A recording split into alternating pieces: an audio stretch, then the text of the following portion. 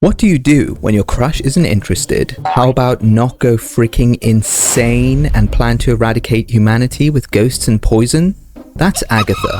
She might be known as a formidable Elite Four member, but some versions of her portray a bitter old woman, out for blood, trapping people in coffins and draining them until there's nothing left. Not to mention, she turned the villains into good guys just so they could team up to stop her. Agatha's hometown is Kanto, where she's a member of the Indigo Elite Four and usually seen as one of the stronger Elite Four members. She specializes in ghost-type Pokemon. Well, she thinks she does. More on that later. Her ace is Gengar, which she has two of, making her energy less sweet old lady and more Victorian-era governess, who definitely haunts the halls at night. She is known for her short temper and somewhat hatred towards Professor Oak.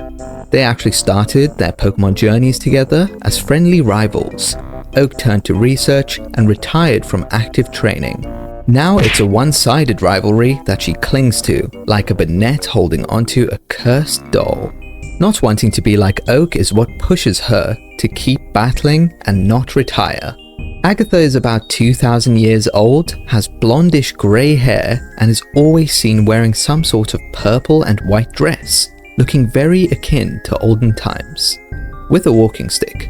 Let's Go added some shrubbery to her shoulders and made the end of her walking stick look like a Gengar, which is truly a chef's kiss. I always see her as the typical old warty disgusting witch that you'd see in Halloween movies stirring a cauldron. Agatha's name evokes the feel of old Gothic literature. In English, Agatha calls back to classic mystery writers like Agatha Christie. Fitting for a woman who seems to live in the fog between truth and superstition. Her Japanese name, Kikuko, translates loosely to chrysanthemum child, and chrysanthemums aren't just pretty flowers in Japan, they're tied to death, funerals, and the spiritual world. Flowers of mourning for matriarch of ghosts, that's basically Agatha's whole personality. Agatha is the archetype of the spirit medium, a concept deeply woven into Japanese tradition through Miko, shrine maidens, and Itako, blind mediums said to communicate with the dead. But unlike the pure ceremonial Miko, Agatha leans into the darker side of the supernatural. She represents the occultist, the outcast, the one who knows things she shouldn't.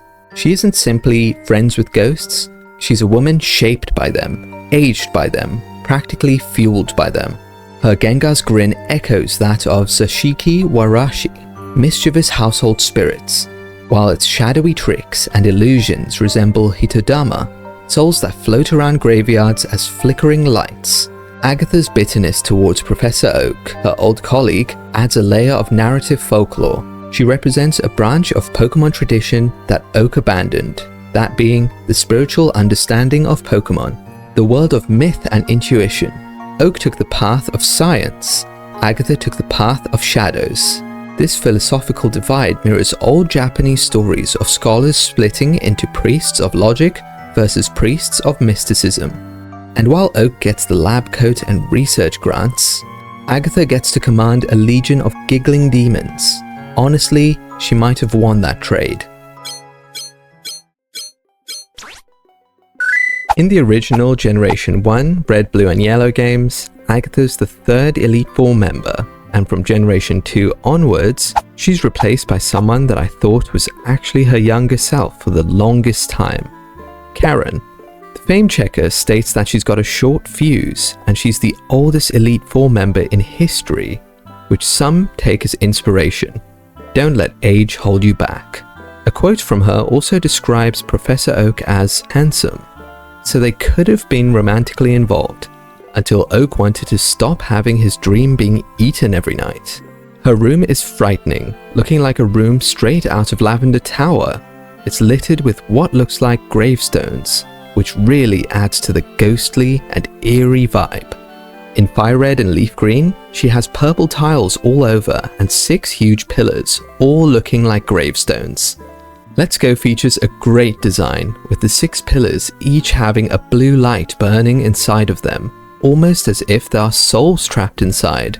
It has this abandoned church kind of feeling, while the purple mist again resembles lavender tower rooms. In red and blue, yellow, and fire red and leaf green, her team consists of 2 Gengars, a Haunter, a Golbat, and an Arbok, with her movesets differing between these versions. Most notably, in red and blue, her ace Gengar has Dream Eater but no Hypnosis, and her Golbat has Supersonic and Confuse Ray. In yellow, her lead Gengar has a sneaky Mega Drain. In fire red and leaf green, that lead Gengar now has Double Team, along with Confuse Ray, Toxic, and Shadow Punch. And it's sure to give you hell. Her lead Gengar doesn't actually have Dream Eater anymore, even though it's like a signature move for Gengar. In the Let's Go games, she also has a Weezing with Sludge Bomb, Shadow Ball, and Thunderbolt. That is a nice moveset. If you do decide to rematch her in Fire Red and Leaf Green, she gets rid of the Haunter, finally, for Mischievous, and her Golbat evolved into Crobat. If you rematch her in Let's Go, she actually adds a nice Alolan Marowak to her team, to give it some variety. You probably noticed more poison than Ghost, which makes her Ghost Specialist title kinda ghostly? It's worth noting that with her poison expertise, she's kind of like Koga 2.0. Her Gengar duo is pure menace, especially thanks to the broken Gen 1 AI, which loves to spam Confuse Ray until you start questioning your life choices. By the time Fire Red and Leaf Green roll around with better AI, Agatha finally embraces the ghostly aesthetic, making her strategies actually make sense. She does not believe in taking it easy. Her battle strategy is pure suffering. Confuse, poison, stall, that annoying intimidate ability on her Arbok. She doesn't want to beat you. She wants you to regret showing up. Thematically, this feels perfect. You just know that she wants you to suffer. That's pretty much it for the games. She doesn't add much else to the plot, other than being in your champion journey. In the anime, Agatha makes her first proper appearance during the Advanced Generation saga. Ash is on the way to visit his mum in Pallet Town after losing yet another tournament, and he notices that the Viridian Gym has been revamped. It's sparkling and brand new. Scott comes out of nowhere and hops out of his car asking Ash if he's a trainer and wants to challenge the gym. But Ash says, "I already got a Viridian badge in Season 1, lil bro." Scott says he must be pretty good and recommends the Battle Frontier. Just then, an old lady falls off her bike. Why is she riding a bike anyway? Ash goes to help her, and she introduces herself as the Viridian Gym Leader as of a few months ago. That's right, this Crypt Keeper is still pulling shifts. But how can they have one of the top trainers in the region step in as a gym leader? Scott starts prodding Ash to get him to battle Agatha for fun. Agatha states that she needs a challenge as she has been thrashing every challenger without trying so far. The rules are set. One-on-one battle, Gengar versus Pikachu. Ash opens with a quick attack. Dear God, how did this guy make it to the Evergrande tournament? Gengar laughs and effortlessly dodges the following Thunderbolt before firing off a Shadow Ball. Pikachu dodges and smacks Gengar with an Iron Tail as a reflex when Gengar got in his personal space bubble. Pikachu's just out here evading every Shadow Ball until a double team comes in and all of those Gengars are using Shadow Ball. Pikachu vaporizes them all, dodges the Shadow Ball again, and lands another Iron Tail straight on the head. Unfortunately, Pikachu gets hit by a surprise Hypnosis and sucked dry with Dream Eater. Victory to Gengar, just like that. Scott and Agatha are both impressed by Ash, and to be fair, Pikachu was slapping the crap out of Gengar for most of it. Agatha reveals herself as an Elite Four member, who's just a temporary gym leader. It seems like Scott was just using this battle with Agatha to scout Battle Frontier challenges. He then introduces the Battle Frontier fully to Ash. Meanwhile, Team Rocket take this opportunity to steal Pikachu, who's rescued by Agatha's Golbat, who then uses Supersonic to confuse Cacnea's Pin Missile, an insane tech, then blasts them away with an air cutter. Makes you wonder how strong Agatha truly is with a full team of 6. A great showing in the anime. In Pokemon Generations, she's seen battling Blue. She kind of taunts Blue and says she thought he would be out there finishing the Pokédex, meaning that he wouldn't be a real challenge as a trainer. Blue snaps as he takes offense to this. Don't you compare me with that old man! And it seems like that was Agatha's goal. And then she gets iced by Rhydon. So I guess the mind games didn't really work. In the Pokemon Adventures manga, Agatha is terrifying. Like cartoon villain meets paranormal entity terrifying. She's part of the twisted Elite Four who want to rid the world of humanity and let Pokemon reign supreme. You know, classic grandma stuff. The difference between the games and the manga is that the champion doesn't need to beat the Elite Four, so they could even be stronger than the champion, which is a valid argument. In Pokemon Adventures, like with the other Elite Four members, she's seen watching Red and Blue's championship battle. Something is off. After the time skip, Agatha is seen snooping around the remains of Sylph Co after it was destroyed during the battle with the Team Rocket Triad, Koga, Lieutenant Surge, and Sabrina.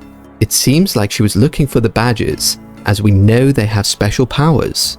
Lorelei is seen calling Agatha, discussing that Yellow may be a danger to their plans due to having the impressive power of reading the thoughts of Pokemon. The Good Four, referring to gym leaders, get attacked by a Ghastly. Whoa, they must be quaking in their boots. But Blue comes in like a superhero with Charachad to pierce that bald ghost. He mentions that Ghastly's strategy is the same as the other one he fought, and that he suspects the person behind the attacks is Agatha, because she has a personal vendetta against his grandfather, Professor Oak. Probably because he didn't ask her to the prom 500 years ago? Blue knows the danger that lurks ahead. Blue and Yellow end up flying off together to find Red. Blue recalls what happened during his first encounter with Agatha, who he described as a formidable foe. When he was on the way to the Pokemon League, he stopped by to quickly catch a Lapras, as you do, making a little boy angry because he wanted it, and now he keeps following Blue. He calls Oak, who had told him there's something going on with the power plant. This aligns with what the boy had said earlier, that his Haunter was seemingly sucked in by the power plant. Oak says investigating will act as good training, so they head off together. That's not really the advice that you want to give your grandson on his own.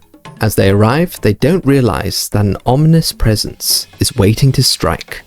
They are greeted by unusually powerful Magnetons who give Blue's Machamp a tough tussle. Its leg is badly hurt after the scuffle, but Machamp pulls through and chops the screw out of Magneton. Now that must have hurt. A spooky poisonous gas covers the area, and the stupid kid announces that Blue is Oak's grandson to scare the attacker away. Unlucky for him, that's exactly what the attacker wanted, as they hear a voice saying that it must be fate that the grandson of the man she wants revenge on just walked in, effectively serving her the opportunity on a silver platter. But then again, this is Blue we're talking about. It's not gonna be that easy.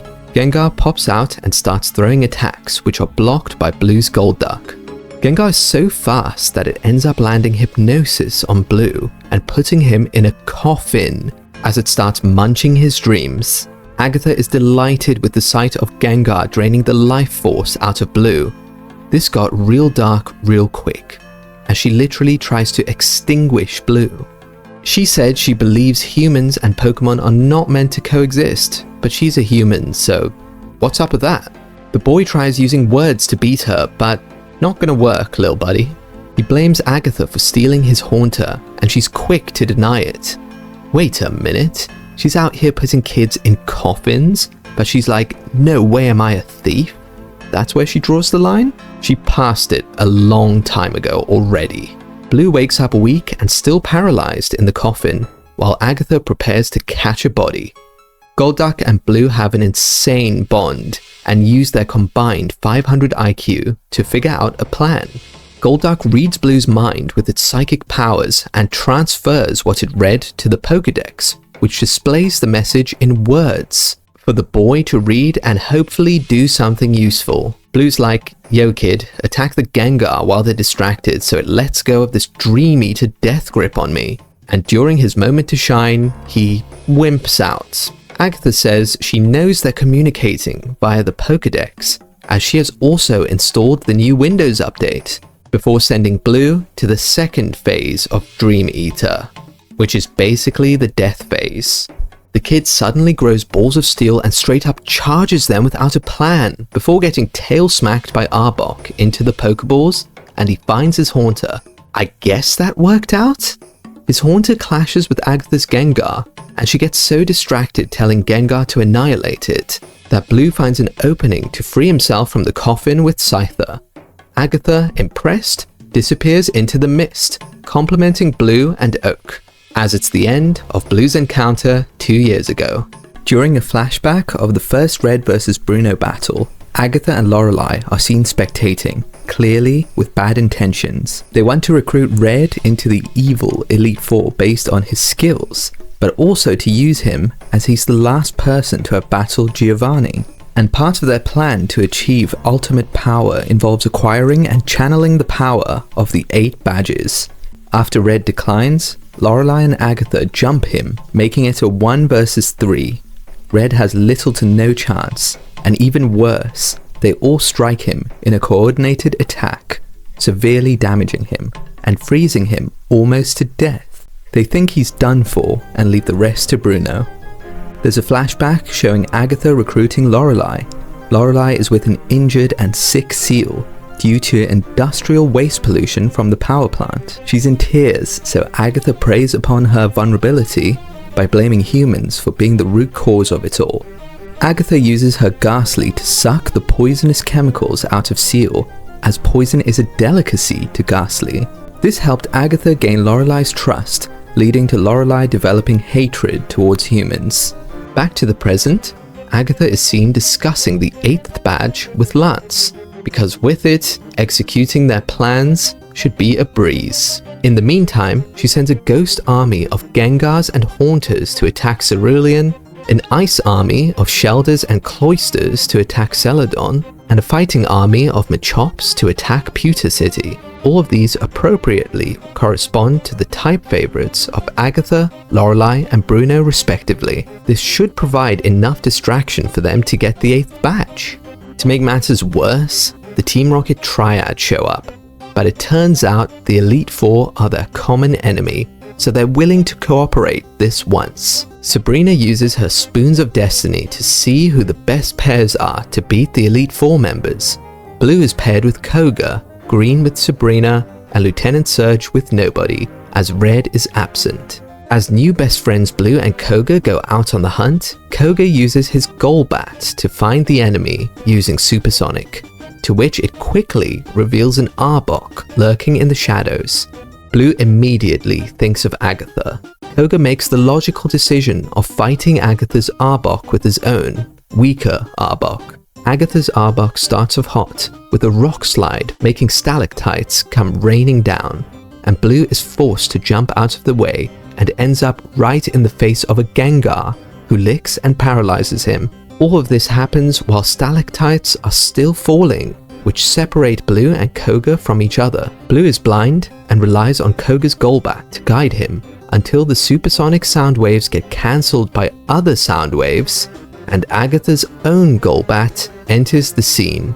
Mind you, looking much more haunting or even possessed. Agatha points out that Arboks have different markings, revealing their personal unique powers. Agatha reveals she can change the markings on her Arbok, one which multiplies Arbok's speed and another which multiplies its power, which she demonstrates by slicing Koga's Arbok in half. I feel like this has happened so many times to Koga's Arbok. At the same time, her Golbat is going to town on Blue and Koga's Golbat. Well, turns out she also has a third pattern, which repels poison, so that strategy is out the window. And that is not good, considering that Koga is the poison master. Koga throws a random shuriken and says, "Screw these patterns, mine can regenerate." Turns out that random shuriken had a Pokeball with a Pokemon holding a paralyzed heal for Blue. Pretty neat tech. Blue bursts onto the scene, Koga reunites with Golbat, and Agatha is starting to worry that her Golbat has disappeared. Koga starts popping off and uses Golbat's leech life on himself, to which Agatha's like, I'm way too old for all of this. But Koga actually throws his blood and uses it to block Agatha's Arbok patterns, hindering its ability to hax everyone. It ends up working as Golduck attacks and Agatha is seemingly out for the count. They notice a poison sting that Agatha was planning to strike them with from behind, and they think, let's get the hell out of here. Blue helps battle-wounded Koga walk out. Agatha's barely able to get up and rekindles the fire in herself by remembering her motivation. She rethinks her younger days with Oak in 200 BC, their rivalry, and the bitter end to their friendship. She is furious at Oak for pulling out of their research group, as she says it's a waste of his talent. He says he wants to go solo from now onwards and develop and fill the Pokédex. She warns him of the mistake as she starts to grow hatred towards him. We can see Kangaskhan and Chansey throwing down with Gengar and Ghastly. Why is she always using a Ghastly? Until Oak lands the beatdown, crushing Agatha's dreams after a grueling 8-hour battle, which he still seemed fresh in by the end of it. And Agatha aged in that battle alone to her more well-known hag level of appearance. Agatha vowed to get revenge on Oak one day, whether it be through his offspring or Oak himself. Agatha seriously has those crazy ex-girlfriend vibes for Oak, as she whispers to herself that he should write how right she was on his tombstone. She stands up and hides a Gengar in their shadows, then makes it sap their energy while they're walking away. Koga notices he's getting drastically weaker, and it's not just his blood loss from the leech life. Gengar sucker punches Golduck and Coughing, then later haxes its way through Charizard, Scyther, and Ninetales as they try to fight the shadows it seems to be hiding in. It's invulnerable in the shadows and popping in and out to attack, almost as if it's popping in and out of dimensions. They're dropping like flies. Blue thinks ghost types are OP and uses conversion with Porygon to also make it an OP ghost type.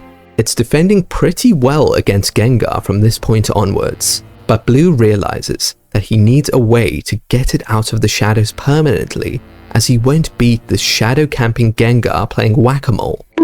Koga tricks Gengar to come out of the shadows by throwing a Pokeball and pretending to send out a Pokemon. Gengar jumps out preemptively, ready to attack it, only to find a moving Arbok's tail that was cut off. Gengar is like, what the hell is going on? That's cheating. You can't have a tail in a Pokeball and not the rest of the Pokemon. They strike Gengar down in an instant with a Psybeam, and it's a one-hit KO.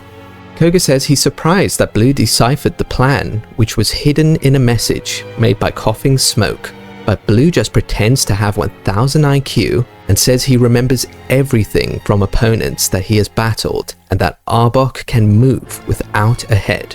Koga's like, I'm a real ninja, hey? Beware of me next time. I've learned more about you while battling together. Blue's like, whatever, nerd, and uses Confuse Ray to minimize shadows and light up the cave to expose the old hag who's snooping around again. You're probably thinking he should have used that earlier. Well, Blue says he couldn't have used Golbat during the battle as it's noisy, which would make things easier for Gengar. The way he answers, it's like he's just fishing for compliments. Then Agatha goes to talk about what a man Professor Oak was, especially during his younger days. How he'd use seemingly useless attacks like Dizzy Punch versus ghost types, as he'd always have a bigger plan. And she says she has a soft spot for him, and she's a softie. So soft that she tried to make his grandson disappear multiple times. Agatha pulls the old, what's that up there? And they see a message from Starmie, which says that the army of dragons has invaded the mainland. Meanwhile, Agatha's like, see you later, haters. You know, if Lance gets all 8 badges, you're done, right? She admits that she was behind all the armies and that she can control the armies, but only call simple commands due to their distance, such as find the badge. She even controlled Bruno with the help of the badges, and she said, it seems that she has bought enough time, so she disappears into the swirling mist again with the last bit of her energy. Agatha might not be the most famous character in the Pokemon universe, but she's unforgettable, tough, spooky, and has more grudges than she has grandchildren, which is probably 0, as she chased every potential partner away. Whether she's battling with ghost types, emotionally haunting Professor Oak, or casually trying to destroy humanity, she adds a layer of eerie charm to the franchise that's impossible to ignore. So what are your favorite Agatha memories? Let me know in the comments below. I really think that Agatha was the quiet type of person who took a liking to Oak secretly. And of course, she was too shy to admit it. Then when he left the active battling scene, she felt betrayed and hurt, and channeled this unexpected pain into hatred for Oak. A roller coaster of emotions for sure. If you enjoyed this ghostly deep dive, don't forget to like, subscribe, and ring that bell, because I've got plenty more deep dives coming your way. Until then, stay spooky, and see you in the next one.